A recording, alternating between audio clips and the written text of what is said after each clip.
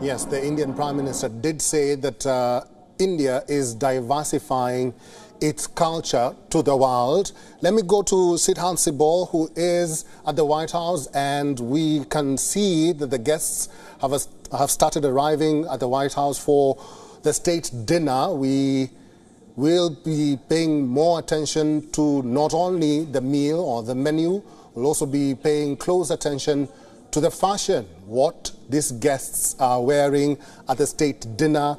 Sidhan Sibol, from where you are, what are you seeing?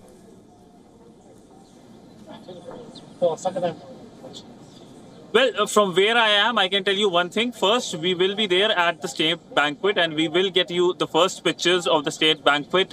Secondly, of course, what we can tell you right now is that there will be the dinner involving millets, something that India has been emphasizing on. It's the year of the millets and India is celebrating to the hilt. And essentially, when it comes to the culture as well, there will be a strong showcase of the culture between India and the US as well. India, of course, will be showcasing its own culture at the state banquet. And, these state banquets tend to last pretty long.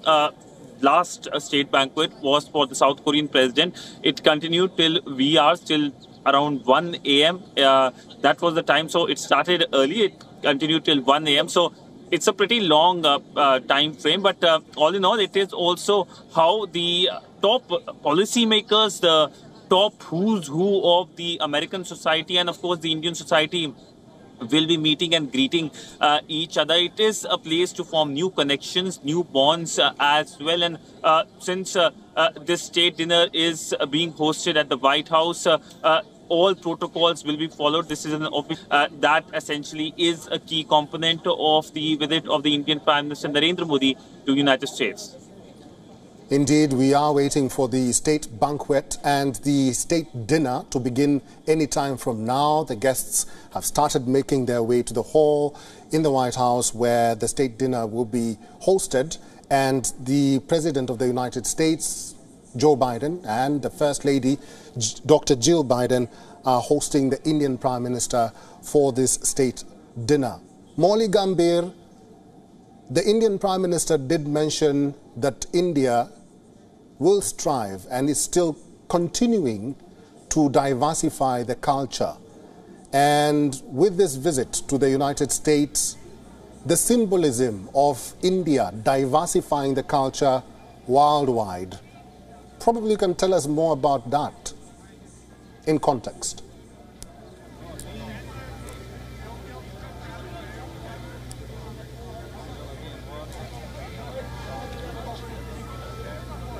Indeed, Eric, it was actually quite a colourful start to the state visit of the Indian Prime Minister here in Washington, D.C., when members of a local dance studio actually performed, giving out a tribute to the different regions of India. That was a strong message to begin the trip with.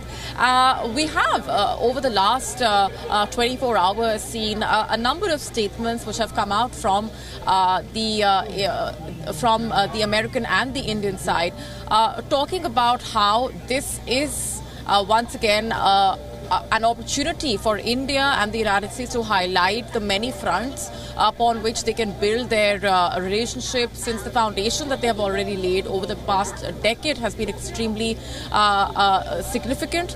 And of course, talking about how India and the United States look at each other as reliable partners and trusted technology partners also now, thanks to ISET, which is the Initiative on Critical and Emerging Technology. The Indian Prime Minister also talking about how when India grows, the world grows. And that in itself is a strong message because it just tells you about the kind of priority that India is attaching to placing itself on the global map. And that's something that the US President also has lauded, lauding India's efforts in that direction.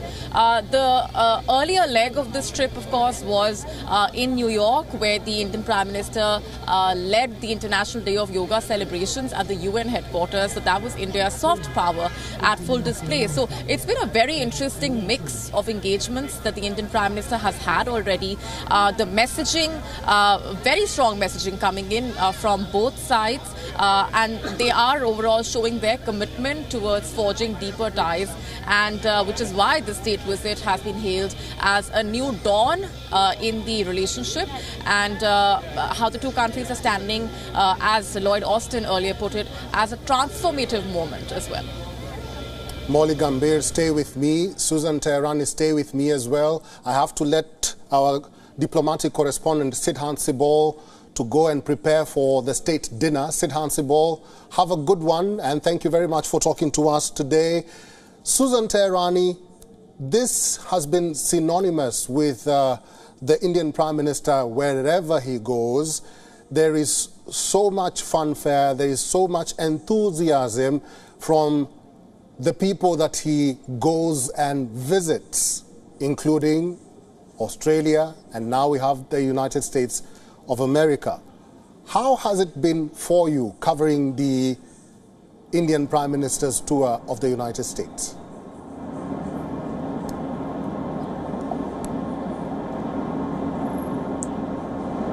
Yeah, it was very remarkable, really, to see the Indian American diaspora show up and really support Prime Minister Modi.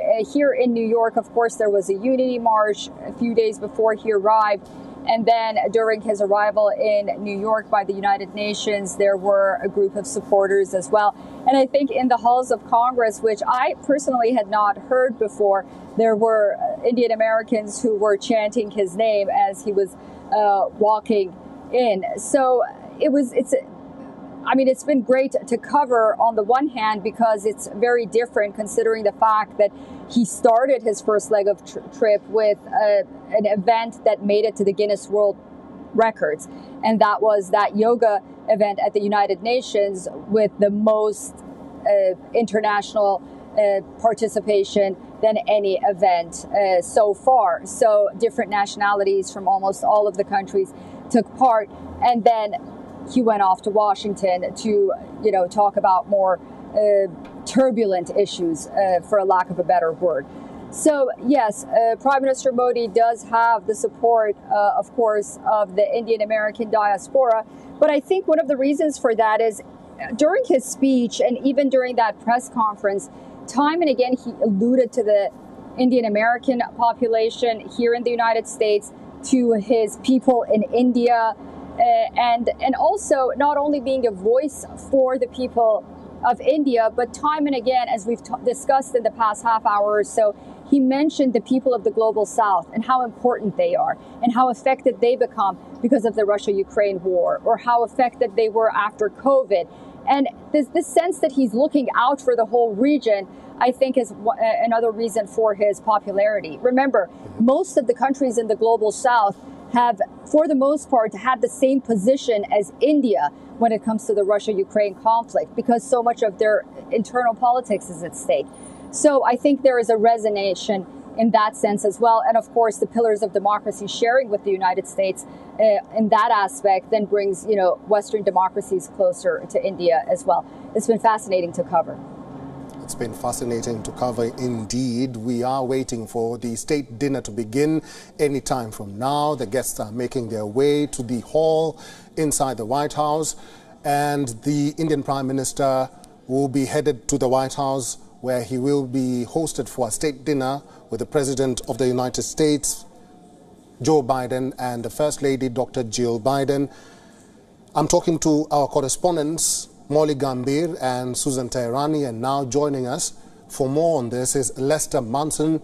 He's a senior fellow, National Security Institute.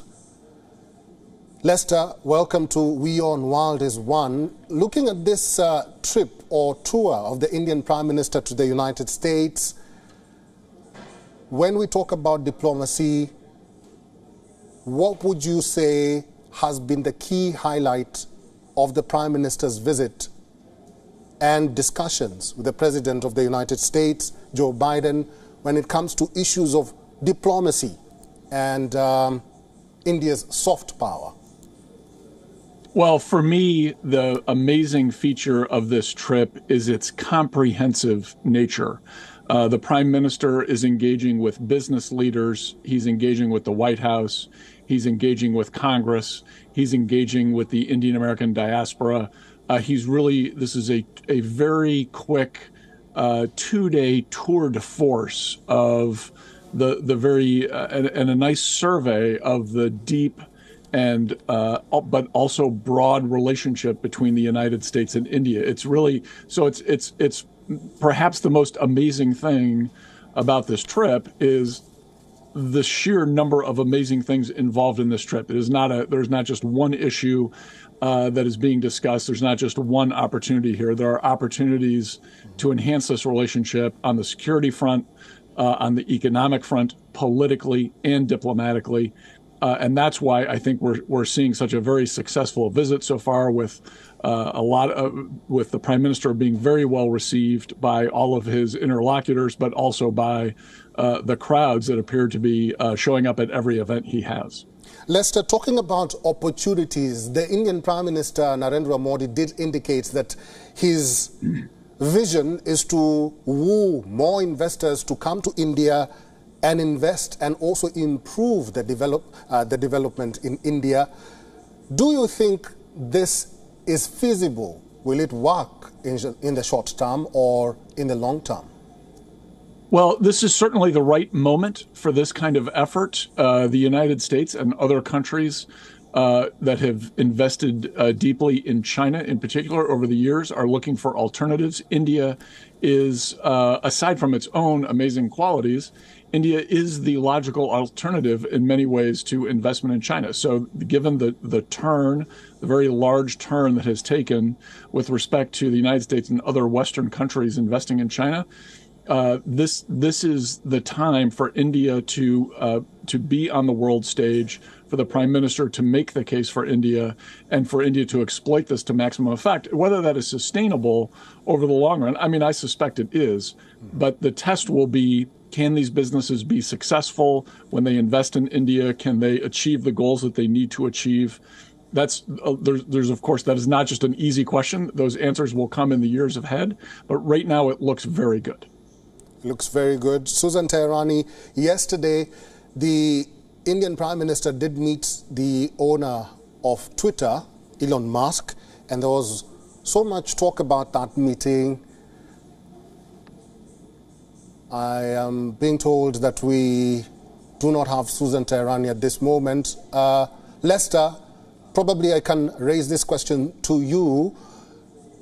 The Indian Prime Minister did meet the owner of Twitter, Elon Musk, yesterday, and Elon Musk did promise that he will come to India and probably invest in India. Do you think we will see Tesla being manufactured in India? That's just a quick question. An easy question. I confess I don't know the answer to that. If I were Elon Musk, I would absolutely be considering an investment in India as a way to diversify, if nothing else, as a way to diversify my risk portfolio. Investments in China right now are inherently risky, and business leaders like Elon Musk are very aware of this. My guess is he's looking for a very businessman's way of doing this diplomatically so that he doesn't alienate any potential partners or customers. But I have to think he's thinking very hard about a way to invest successfully in India.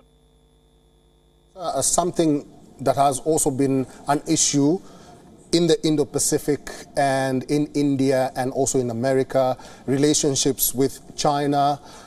America is trying to avert a Chinese so-called aggressiveness, and many critics say that to do that, America is wooing India. Do you see that, or what more can you say about that? Well, I think there's some truth in that, to be totally candid, but also the U.S. and India have had a friendly relationship going back many years, and it well precedes any concerns the U.S. had about the growth of China as a possible adversary in the region. And I say possible. I don't think it's a foregone conclusion that China is necessarily that kind of adversary. But the U.S.-India relationship goes back at least a couple of decades. It is true that during the Cold War, the two countries saw the world a little bit differently. That really has changed, and it didn't just change overnight. It's been going on for years. U.S. and India share a very strong set of democratic values. Both countries believe in the rule of law. Both countries have respect for human rights.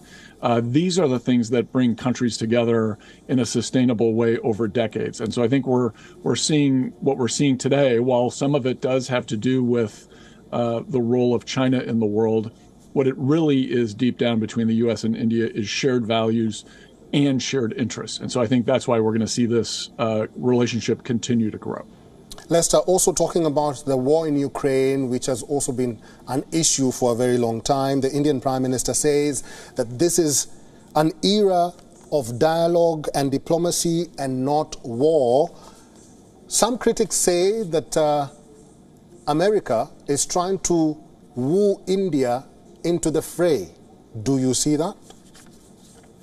Well, I don't. No, I don't at all. I do think the U.S. is trying to woo India to be more sympathetic to the Ukrainian side of the question. There's no doubt about that. The U.S. would like to see that from any country that hasn't really committed to the territorial integrity of Ukraine. So this is not something particular to India. The Biden administration is, I think, seeking to do that around the globe. And so no one is asking India to get directly involved in the conflict. The United States does not want to be directly involved in the conflict. The U.S. is not sending troops to Ukraine. It is not putting Americans in harm's way. It would certainly never ask India to do that, but rather to be more sympathetic to the plight of the Ukrainians who, in the American view, and I think correctly, did nothing to merit this invasion by Russia. Lester, the Indian Prime Minister at the Congress did also mention the issues that India is facing in the Indo-Pacific. He did say that India continues to be the voice of the global South. He also mentioned the inclusion of Quad in the Indo-Pacific and how Quad is going a mile farther to protect the Indo-Pacific. He also said that Quad has emerged as a major force of good for the region. But critics say groupings like Quad are not that powerful. What do you think? It's a great question. Are they powerful? Are they not powerful? Why are these groupings being created? What are the other groupings that are related to this effort? I think the one of the virtues of the Quad is that it is supple. It is a thing that can adapt to the circumstances as they are seen by the members of it. It is not something that is rigid in its construct. The future, and this is going to sound a little squishy perhaps on my part, but the future is not predetermined. And I think the question of what happens in China, what happens with respect to China in the Indo-Pacific, is very much an open question. I think we know where India is going. We know the values in India. We see the growth potential there. I think there's a lot of concern about what direction China itself is going to take or perhaps continue to take.